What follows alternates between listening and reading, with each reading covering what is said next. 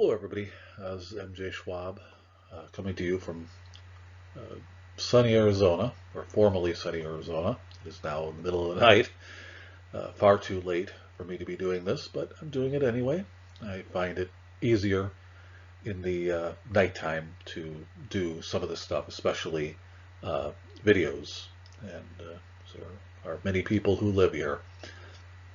So, what we are doing in this lecture is we are going to talk about the National Register of Historic Places. Really what we're doing is going back to Module 3. I think preservation of our history is very important. For me, history isn't so much names and places and events and things like that. It's the human history. It's also geographic history. What were the pressures that forced someone to move from some place to uh, go to another place, and what did they eat there? That's the kind of stuff that interests me. Um, I There's a book that I really enjoyed in one of our classes.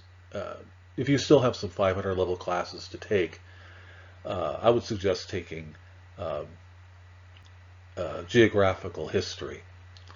Uh, in it, there's an assigned reading from Harm Dublé called Power of Place, and they come up with something called, or he comes up with something called locals, globals, and mobiles.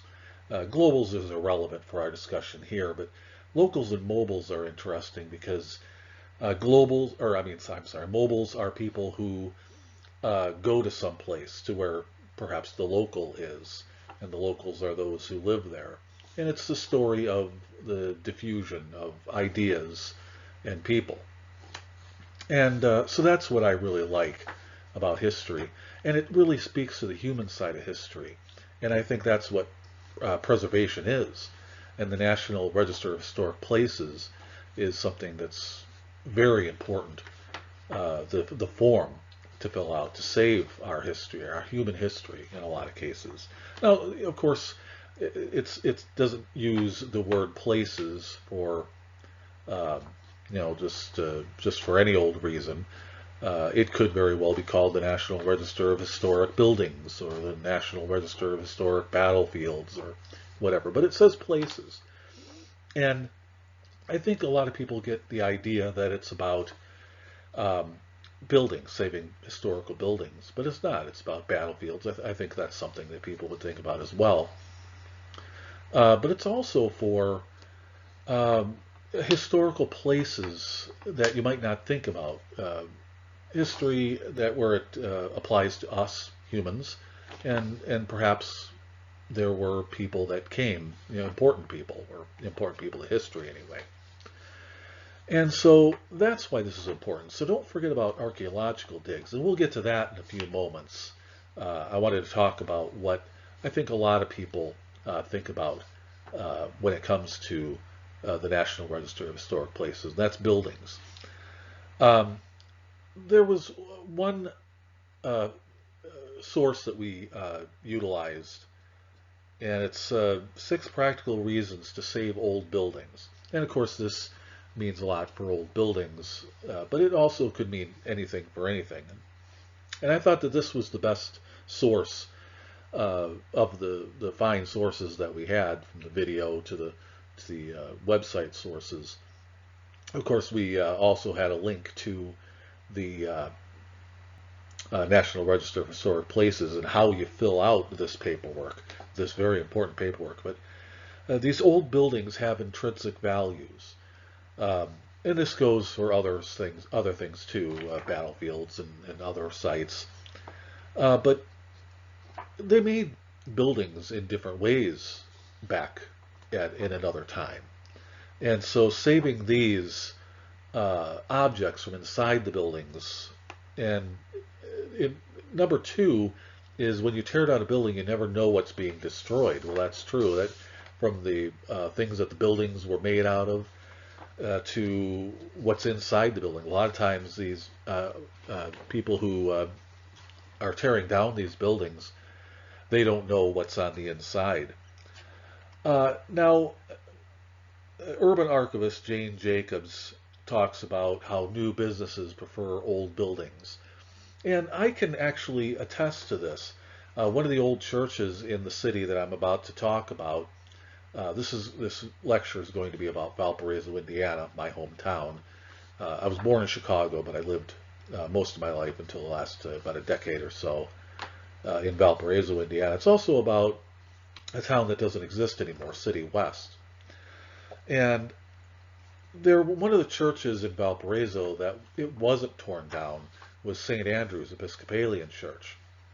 And somebody made the grounds of this church into a condo, a big condo building. And sadly, they tore down the monastery and they tore down the parsonage, but the church building is actually still there.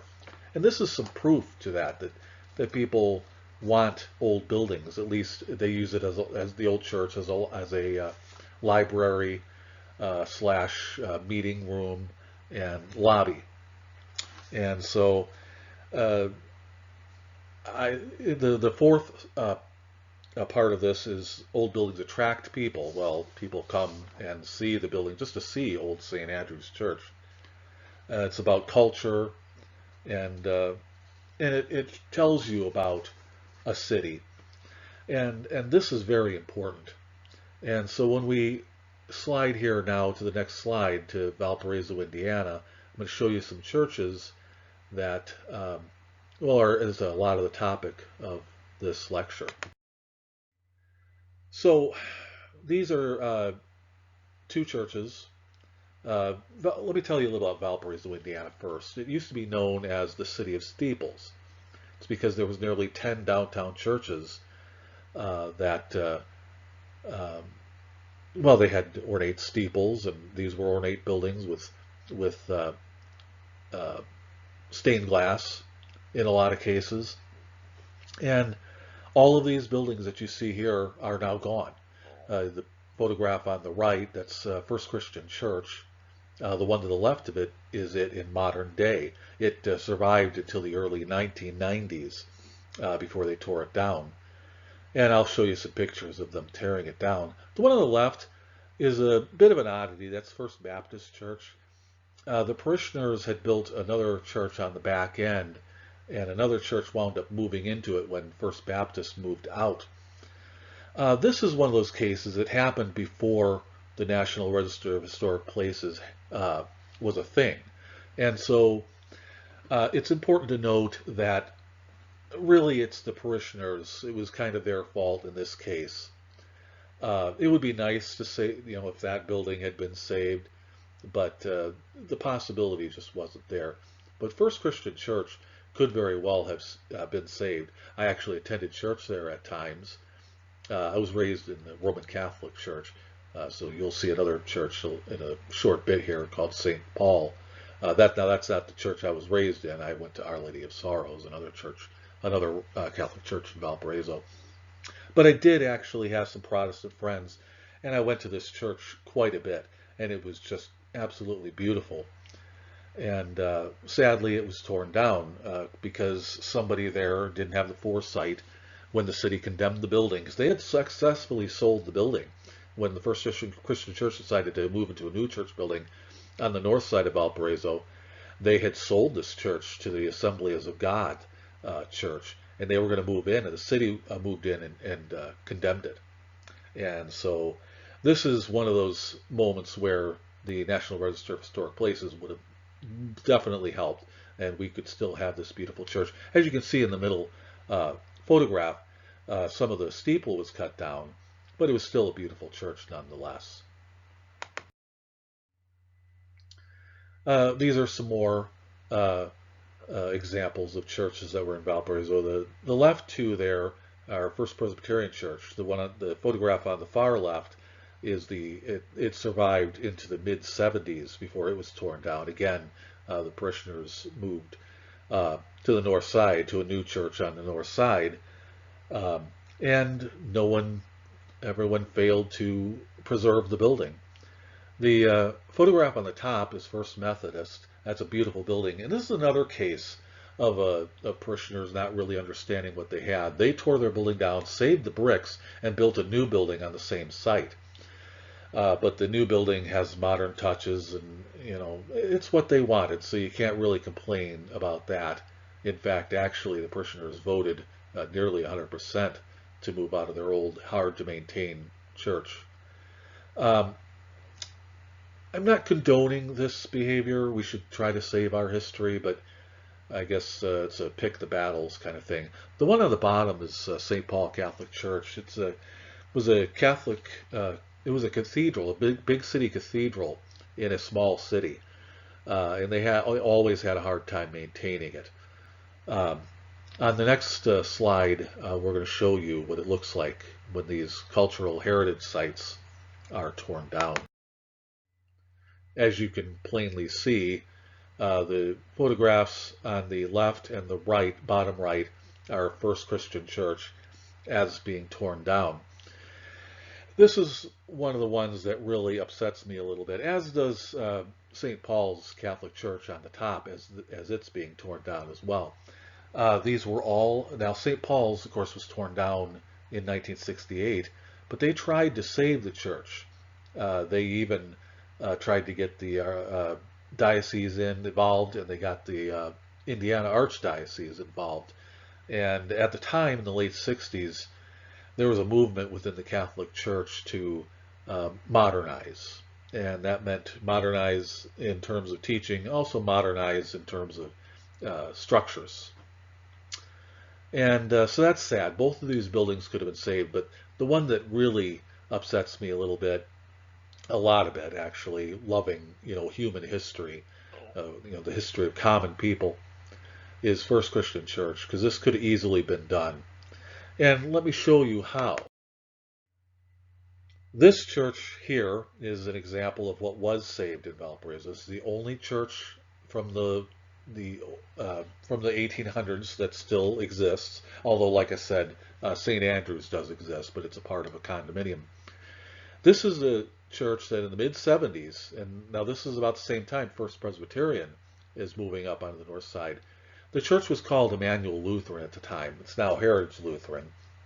But what happened was so the parishioners wanted to move onto the north side again. You're seeing a theme here. Everybody's wanting to move out of downtown onto the north side. And so what they did was, what happened was 60% of them wanted to move, and they moved, kept the Emmanuel Lutheran name. There was more room for the school as well. And then 40% stuck here and restored their old church. And so you can see the plaque on the right side of the door. That's actually the National Register of Historic Places plaque, the one church that was saved. This is a poor photograph, but it was the best photograph that had a picture of the plaque. The photograph on the right is how the church looked around the time of the split. You can see the parsonage there on the back of the church, and that's also still there. They literally saved the whole thing, with the exception of the school building that was to the right of the church. But there's a new school building there now. This is a little bit more of an unknown section of the National Register of Historic Places. Now, if you live in Porter County, in Valparaiso, really anywhere in Northwest Indiana, you know about City West, the history of City West. I mean, if you're a fan of history.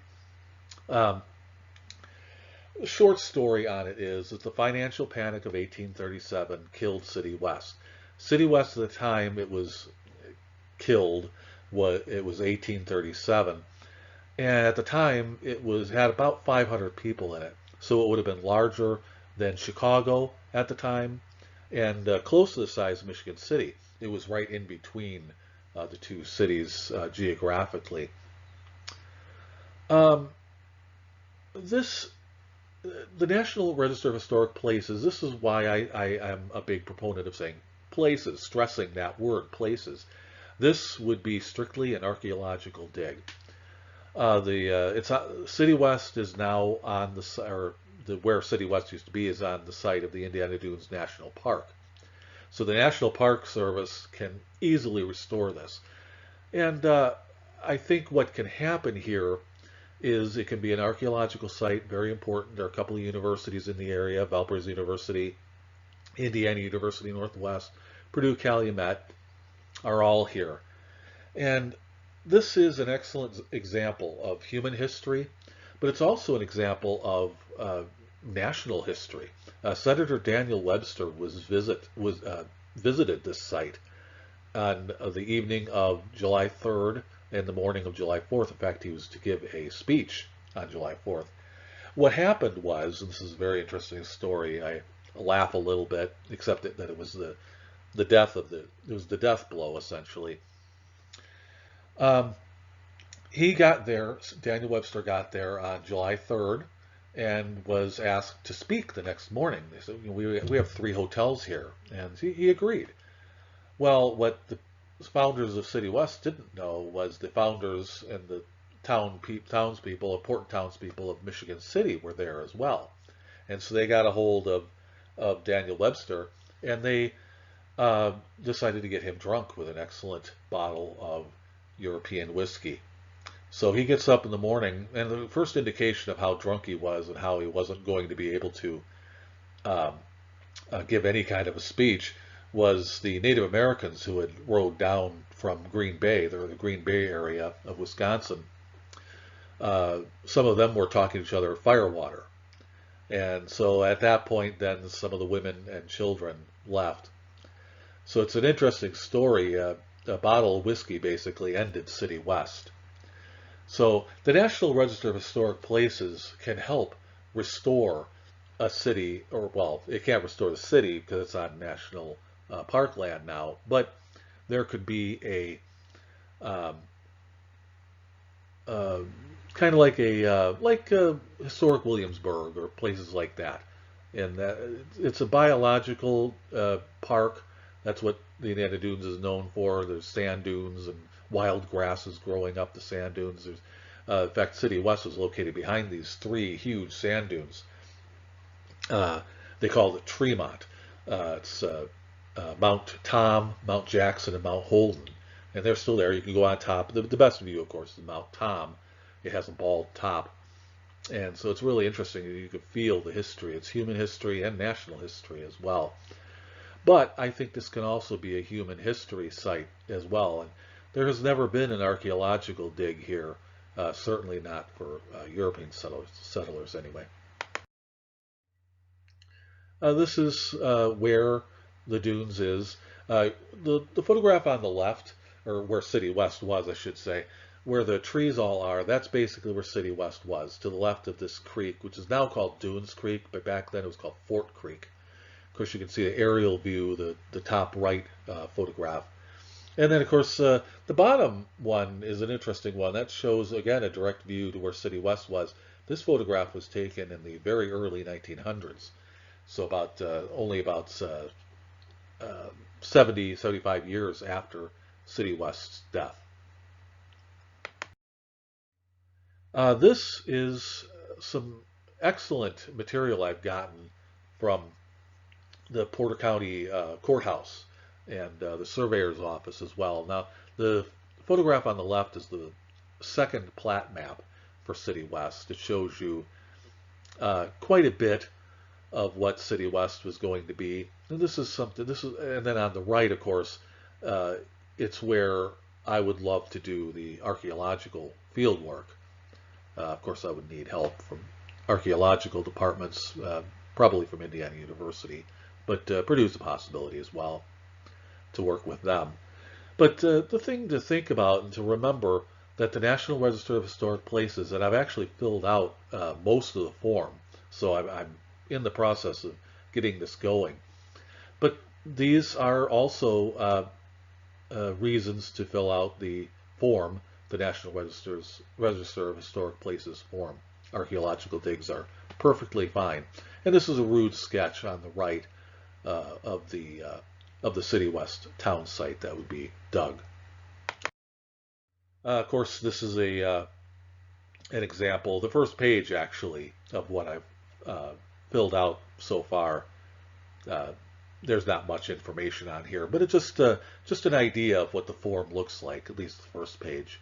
And of course, there's the topographical map, which will be used quite a bit to make some kind of attempt to find where we should be digging.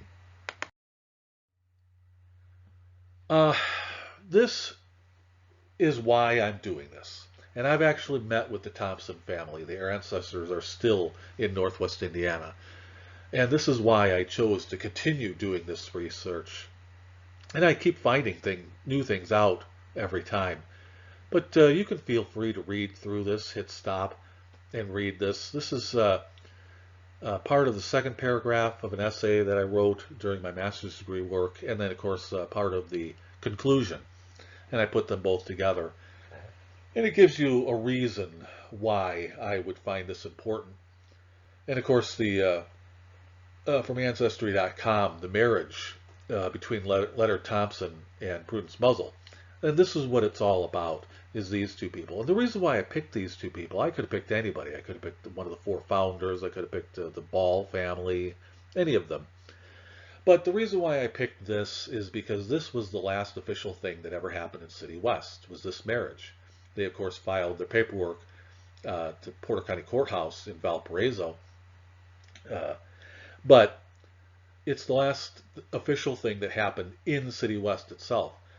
It's told that Mr. Thompson and Miss Muzzle were married on the beach, and this is where the last thing happened in City West. And this is why we need to work on this and get this place preserved and do the history of it. It's for people. It's human history. Thank you.